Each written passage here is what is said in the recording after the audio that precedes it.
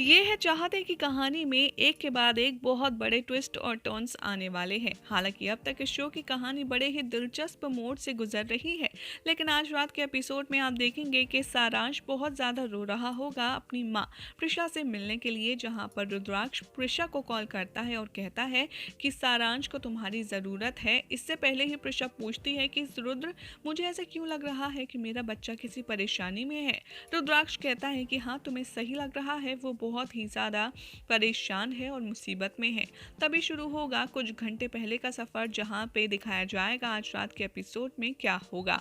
आज रात के एपिसोड में आप देखेंगे कि युवराज प्रिशा को घर वापस ड्रॉप करेगा और रास्ते में ये दोनों आपस में बात करेंगे, जहाँ पर प्रिशा अपने अप्पा यानी कि जीपीएस के बारे में बहुत बुरी तरह से परेशान होगी। सोच रही होगी कि आखिर में अप्पा से इतनी बड़ी बात क्यों छुपाऊं, और मैं छुपा भी नहीं सकती। वो बहुत ही ज़्यादा अपसेट है मेरी और तुम्हारी शादी को लेकर के।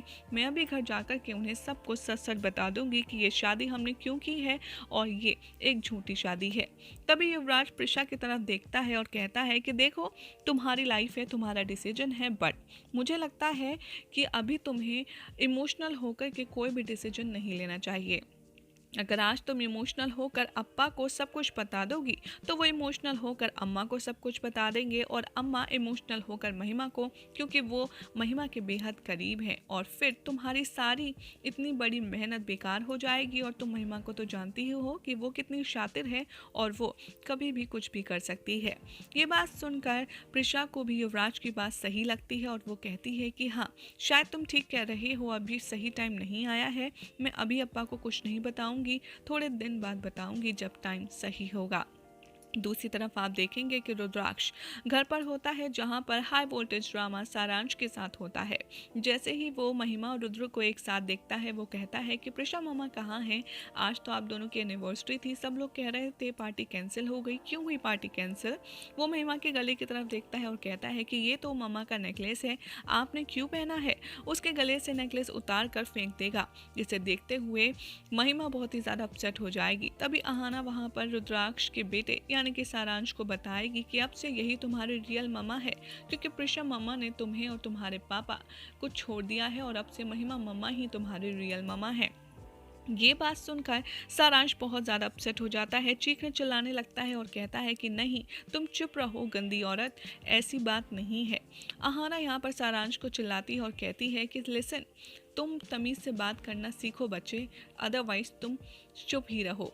यहाँ पर रुद्राक्ष सारांश को हैंडल करने की कोशिश करता है, लेकिन सारांश किसी की एक नहीं सुनता। वो महिमा पर बरस पड़ता है और कहता है कि तुम मेरी मम्मा नहीं हो, मैंने तुमसे कहा है कि तुम मुझसे दूर रहा करो। प्रिशा मम्मा के कहने पर मैं तुम्हारे साथ दोस्ती की, तुम्हारे साथ खेला, अच्छे से बात भी की, लेकिन मेरी मम्मा सिर्फ प्रिशा मम्मा है और कोई भी नहीं। रुद्राक्ष की वाइफी सिर्फ प्रिशा मम्मा है, तुम कभी भी मेरी रुद्राक्ष की वाइफी नहीं हो सकती। ये कहकर सारांश रोता रोता उस जगह को छोड़कर चला जाता है जहाँ पर सब इकट्ठा होते हैं।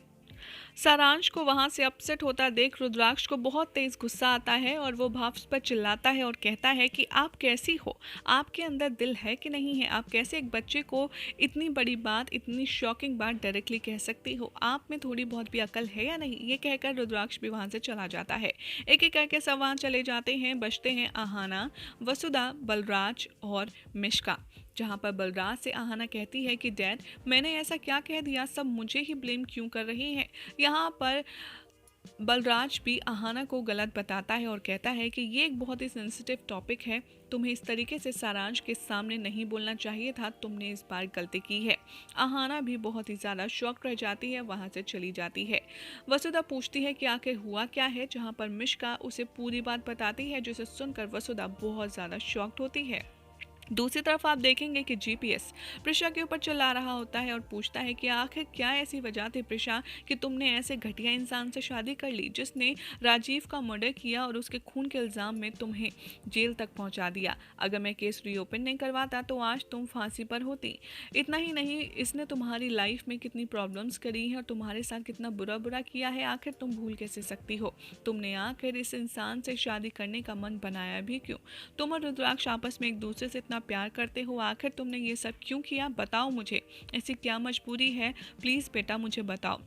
यहाँ पर रुद्राक्ष के बारे में सोच कर प्रिशा चुप रहती है और कहती है कि नहीं अपा, ऐसी कोई बात नहीं है, आप प्लीज़ परेशान मत हो, ये सही टाइम आएगा तो मैं आपको सब सच बता दूंगी। ये सारी बातें सुनकर युवराज बीच में कूदता है और कहता है कि एक सेकेंड, आप मेरे बारे में इतना ज़्यादा गंदा क्यों सोचते हैं, मैं इतना भी बुरा नहीं हूँ। ऐसे ही यहाँ पर बहुत ही ज़्यादा हॉट टॉक होती है जीपीएस युवराज के बीच में, जिसके बाद जीपीएस युवराज और प्रिशा को घर के अंदर आने की परमिशन दे देता है। दूसरी तरफ आप देखेंगे कि हर कोई सारांश से दरवाज़ा खुलवाने की कोशिश कर रहा होगा, जहां पर रोते हुए सारांश कहेगा कि मैं दरवाज़ा तभी खोलूंगा जब मेरी प्रिशा मम्मा आएंगी, जाओ उनको बुला कर के लाओ, मैं तभी दरवाज़ा खोलूंगा। अहाना यहां पर आती है और कहती है कि क्यों आपने इस छोटे से बच्चे को सर पर चढ़ा रखा है, उल्टा इसे बाहर से बंद कर दीजिए, जब भूख प्यास लगेगी तो अपने आप इसकी अकल ठिकाने पर आ जाएगी। ये बात सुनकर रुद्राक्ष को गुस्सा आता है। अहाना से कहता है कि व्हाट्स रॉन्ग विद यू भाब्स, अच्छा हुआ आपका और राजीव भाई का कोई बच्चा नहीं है, क्योंकि आप माँ बनने लायक ही नहीं हो। ये बात सुनकर अहाना शॉक्ड होती है और कहती है कि तुम मुझसे इस तरीके से बात क्यों कर रहे हो। रुद्राक्ष कहता है कि बस भाभी बहुत हुआ, मैं आपको अब कह रहा हूँ, प्लीज़ यहाँ से चली जाइए, मुझे आपका शक्ल तक नहीं देखनी, क्योंकि आपने सारांश के साथ जो किया है उसके बाद अब फिर यहाँ आ गई करने। आई डोंट बिलीव कि आप इस तरह के इंसान है। मिश्का यहाँ पर अहाना को समझा कर के अपने रूम में ले जाती है और दूसरी तरफ आप देखेंगे कि कैसे रुद्राक्ष को कुछ समझ नहीं आएगा और वो सोचेगा और सबसे कहेगा कि अब मेरे पास बस एक ही ऑप्शन है कि प्रिशा को कॉल करना ही होगा। हालांकि मेरे लिए टॉर्चर की बात है, बट मुझे करना होगा अपने बेटे सारांश के लिए, क्योंकि अब कोई और ऑप्शन भी नहीं है। ये कहकर सारांश के लिए रुद्राक्ष कॉल करने के लिए अपने रूम में चला जाता है और महिमा यहाँ पर देखती रहती है और रुद्राक्ष उसको देखता हुआ जाता है और कहता है कि तुमने ही कस्टडी ली थी ना सारांश की, अब संभालो, मनाओ उसको। जैसे ही प्रिशा को कॉल करता है रुद्राक्ष, वो कहता है कि प्रिशा मुझे तुमसे ज़रूरी बात करनी है। प्रिशा उसे रोकती है और कहती है कि मुझे ऐसा क्यों लग रहा है कि सारांश किसी मुश्किल में है, मेरा मन बहुत घबरा रहा है, मेरा बच्चा ठीक तो है। यहाँ पर प्रिशा से रुद्राक्ष कहता है कि हाँ तुम्हें बिल्कुल ठीक लग रहा है, सारांश बिल्कुल भी ठीक नहीं है, सारांश बहुत मुश्किल में है, हमें उसे सब कुछ संभालना होगा या बताना होगा और उसके लिए तुम्हें यहाँ आना होगा। अब हमें हमारा प्लान भी स्टार्ट करना होगा, यही सही वक्त है, तुम फट से आ जाओ, मैं भी बहुत अकेला फील कर रहा हूँ और सारांश भी तुम्हारे बिना बहुत ही ज़्यादा अलोन फील कर रहा है, प्लीज़ आ जाओ। जैसे ही महिमा रूम में एंटर होती है, यहाँ पर रुद्राक्ष अपनी एक्टिंग शुरू करता है और उससे कहता है कि हालांकि मुझे तुमसे नफरत है, लेकिन सारांश को आओ संभालो और हमेशा के लिए यहाँ से चली जाओ।